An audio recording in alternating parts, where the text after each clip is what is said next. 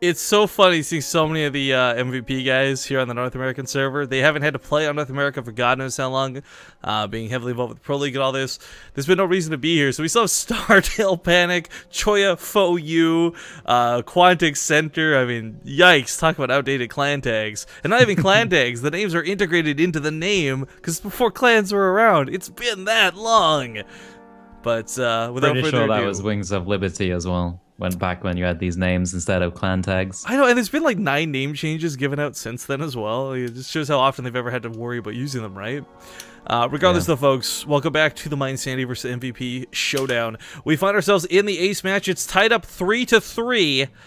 It's spawning here in the bottom left corner of the map, representing MVP. It is ST, not Startail though, Panic. And in the top right of the map, in the purple, it is Winter from mYi, not the big streamer as a lot of people are thinking. And he's from Sweden. mYi Academy team. He's actually going for something. Oh, no, I thought he was going for a proxy. Sorry, he sent out a really early drone scout, though. Man, but Fenner, actually, I mean, he could be going for a proxy. He could be doing it. He's not going to do it now he's seen a Forge, though. You know about this because you cast True all the time. Actually, you can still do this versus a Forge. You just don't want to. Yeah, that's the better way to go about it. Since I watched True and casted with you, I've actually been messing around with proxy a lot. Hasn't it been? Has it been disgustingly successful for you? It has, and I think he definitely wanted to do it here, but he sees the Forge and pops down the pull. It is the right reaction. Yeah, it's definitely what you want to do. So for those who don't know, there's also this weird spot right here on Expedition Lost he does have to worry about for cannons. We've seen a lot of people abusing this, and if that's the case, he's going to be in for some trouble. But I want to actually, for those who don't know the dynamic of this, Gateway Expand, Fast Nexus, it doesn't matter. The only time you don't want a proxy hatchery is when there's a cannon placement immediately upon it. So with the Forge being in the front lines, but more importantly that pylon being there, there's just no way he was going to get away with that. But Panic's not going to go for that sneaky pylon spot, I guess. For those who don't know what we're describing, you can wall yourself in with 2 pylons here, start the cannon in the back, then bring a second probe and cannon the actual hatchery. It's pretty gross. It's pretty gross. Nasty as hell. Sums up Protoss though. Oh god. Fenner, some of the games we've seen lately, the IEM World Championship on the Korea server, oh my god. I didn't catch much of that at all. Did you hear about, you probably didn't see, but did you hear about Cats versus Pig Baby on this map? I did not. So Cats notorious for proxy hatcheries, Pig Baby notorious for cheese. I think about 7 of the bases on this map got cannoned before Cats had a hatchery down, finally at Pig Baby's 3rd. Yeah. It was pretty ridiculous. Wow. Oh, he's going to find the probe. Nice. Nice catch. Little find there for Winter. Catch. And he gets it in the corner as well. Wonderful. Great start there. So here's the thing, right? Normally I would say, oh, it's a B teamwork for mYi. What chance in hell do they have? But we already had one other B teamers take down Marine King. So, I mean, I've got some faith in Winter. I mean, I'm being turned into a believer in all this. But more importantly than that, I think with Expedition Lost, there's a lot of really cool engagement potential here for Zerg. And I'm not even talking about the back rock sneak attacks, but just in general, there's a lot of open areas where it's going to be really difficult to get those sick force fields down.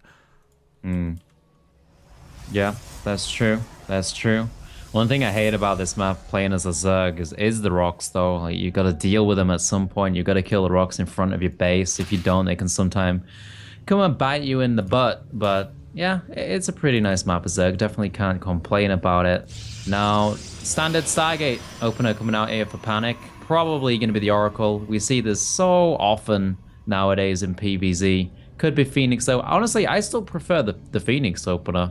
I feel like you can get so much more done with it as a Protoss. The only problem is it takes so much more effort to use the Phoenix the entire game, rather than the Oracle where you fly it in once, you do damage, and then you run it out, you keep it alive, fly it back in later, and then you can put more focus on getting your third base economy up rather than putting all of your APM into your Phoenix. See, it's funny that you phrase it like that, because I agree with every point you just made, but I think for me, when I see players go for Phoenix, the focus goes more on the fact that it does force Zerg players into very particular tech paths. Yeah. You're no longer able to just play like YOLO with roaches or anything like that. You have to go for something to deal with it. So, yeah, it'd be cool to see Phoenix, and it is going to open here with at least one, but sometimes we will see only one and go for the Oracle or Avoid Ray afterwards. So, Really curious to see what the dedication looks like, because 3 is still not even that dedicated. 5 is when you see that dedication for Panic saying, look, Winter, you're playing one way or the other.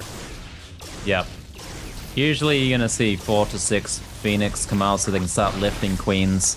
And with a player like Panic, Winter is going to be on top of his defense to not lose queens, not lose drones and things like that the entire game. Because Phoenix can be nasty. He's already killing 2 overlords. He might even get a 3rd if he goes over to the right a bit more. It would be kind of weird if he did go over to the right. It's not a usual overlord location, but we'll see if he does. That overlord desperately trying to escape there.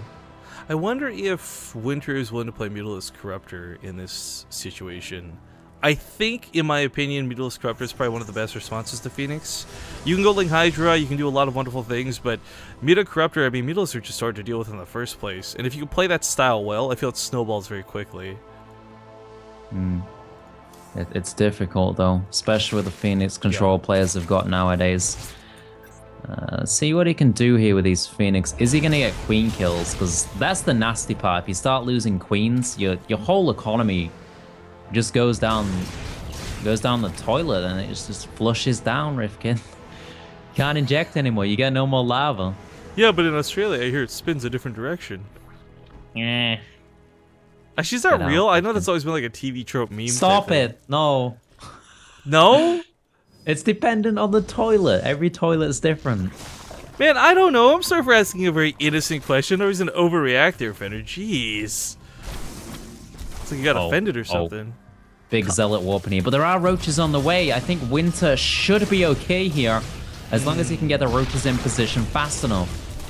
Yeah, this was actually, I think for Winter, you saw a lot of Phoenix energy being used on drones, so I don't know if you necessarily thought this was coming, but you're right. The roaches are on the way. However, the Phoenix have already dealt with the first wave of units. And, I mean, zealots can be kited, sure, but that's a lot of zealots. This is like, are we sure this isn't accidentally some weird mod where 2 zealots spawn at a time? Like, oh my god, so many. Now the Phoenixes are starting to run out of juice. Yeah. But the zealots are already doing the damage. His zealots are going down. I think he should go for the hatchery snipe at this point. Just try and get that down. Leave the drones alone. If he gets the upper hand on the bases here, then he's going to be in a nice position to win this. But so many roaches come on. Can he finish the hatchery in time before all these roaches come out? Oh, this is so gross. This is an attack that normally we see paired with stalkers or sentries to get abusive, but just using zealots has got him so much done already. And oh, he lost the spore core, so the overlords weren't protected. And he just lost how many overlords to the Phoenix? Oh my god, 5 overlords. Yeah. That's a big supply block, especially on 2 bases, because it's not the fact that he hasn't got the minerals. Well, he hasn't got the minerals, but he's not going to have the lava that he needs to produce overlords and produce a ground army at the same time to deal with the follow-up from Panic here, which looks like right now some kind of 2-base Colossus play. He could take a 3rd off this, though, but it would be late. This is kind of why I like the Mutacorruptor style, though, because this option's not really available anymore, but despite the fact that he is going for a Spire, it might just be a little too late. He took so much damage from that attack. I mean, the Queen went down, a couple of drones died, but the actual 3rd base dying itself was huge. Normally, later on in the game, you're on 4 or 5 hatcheries. It's not that big of a deal. But the nice thing for Winter, or maybe not so nice thing, is he scouts no 3rd. Now he knows there's going to be some sort of 2-base play behind it. Is it Colossus? Is it Sentry Immortal? I mean... Sentry is coming in. Ooh. Panic probably could have baited that a little bit. Got more roaches for it, actually, but... Yeah, I was thinking he's going to get a big force field there and catch a bunch of roaches. Taking those rocks down is nice for Winter. That buys him a tiny bit more time when Panic does decide to move out. But I'm definitely thinking this is a big 2-base Colossus play.